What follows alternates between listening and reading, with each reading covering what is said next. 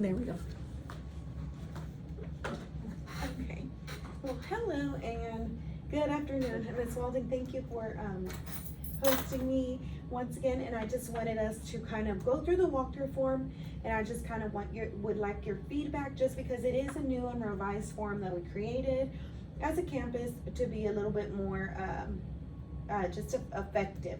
But let's walk through it as we did prior. We reviewed your lesson, and I just want us to kind of go over this. Okay. One thing I really liked about it was that you gave the positive notes. Everything you told me about, you know, how it went and what happened, you always started with the positive notes. So I like that part that was at the top. And also that gave me ideas like how to improve. So when we, after it was over, we talked and you shared with me some things that may have needed to be fixed or corrected. And then we talked about ways that we could work on that. Yes. And you were asking my opinion, which means a lot, you know, Yes. because a lot of times people, you're just told to do this, told to do this, but to ask and find out what I thought needed to be worked on, you know, what I felt I needed to fix, I think that was encouraging to me. So I appreciated that, you know, having that. I like the way that it has the I do, we do, and you do, you know, on here. That helps remind me that I need to show it, model it with them, and then help them to do it with them to make sure that they were doing it the way that it's required, and then to release them to let them do it. So that right here we have the gradual release on there. I like that. The Kagan strategies too, that's a big thing that our district uses. And so to just, a lot of times we just need to be reminded of that what needs to be done, the turn and talk, the walk around, find your partner kind of thing. Because sometimes we just I get into teaching, more focused on the teaching and stuff, and I don't stop to think, oh yeah, wait, I need them to do more talking than me. Because I think that really helps them to, when they're teaching and talking with each other, it helps them to cement it into their mind. Because that's one of the goals for me, is I want whatever I teach them to not just be something they learn for that test or learn for that period, but something that carries on with them that they'll have for the next grade level. Wonderful. Thank you. And so, and that's a struggle sometimes, because the pressure of like time limits, you know, we gotta teach this, we gotta teach this, especially being self-contained. Yes, There's a lot to teach. It's like, oh no, it's time for the next. So I'm always looking for ways to make it stick, and those Kagan strategies are one of them. So that helps. From the effective teaching practice, which parts do you possibly like, or maybe you would like to see something that's actually not in here, or on here, I'm sorry. One thing I know that our district is big on, that they're always looking for when they do walkthroughs, is they're looking for, if you're in the power zone, if you're not always in the lecturing position, but you're walking around with the kids and you're in the power zone, and just checking with that, and then doing that reinforcement with them, yes. positive reinforcement, you know, and so having that on there helps. Okay, yes. You know, helps remind me to. That's you an know, look for easy the add, and I things. like that. Thank you for giving us that pointer. We'll add that for sure.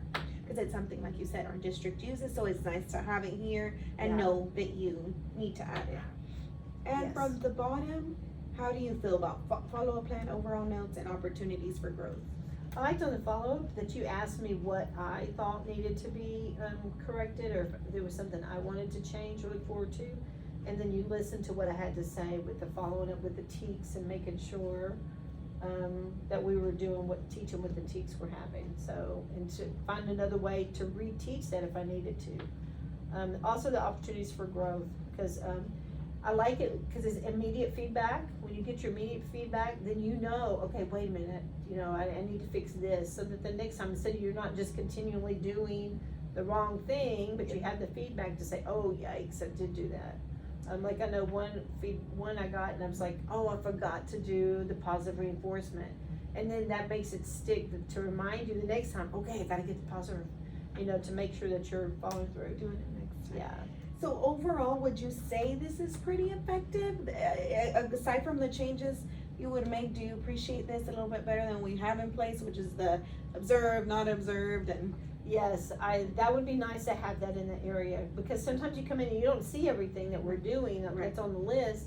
So you need to have something that lets them know it's not observed, or it's not applicable at that time because, you know, we're doing something else, we're doing whole group, it's not gonna be you know, for them For to. small group. Yeah, for a small group deal, so. And it's not that we're not doing a small group, it's just not seen at that in the moment. moment, Yeah. because it is a 15-minute walk. Well, I do appreciate your time today. Thank you so much for looking it over. You gave me pointers that I'll be adding, because I feel like you are just someone that, you know, provides tier 1 instruction at all times.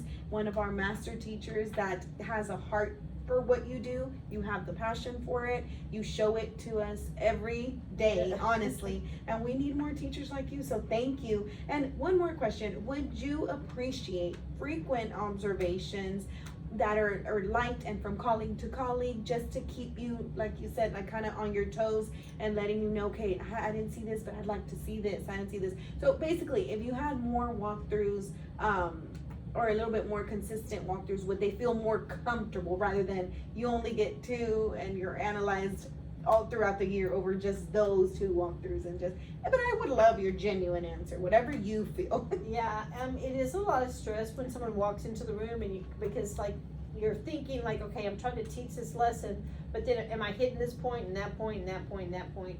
You know, you want it to be more natural, so I try not to think when they come in the room or somebody comes in that they're observing and just teach, just do my thing.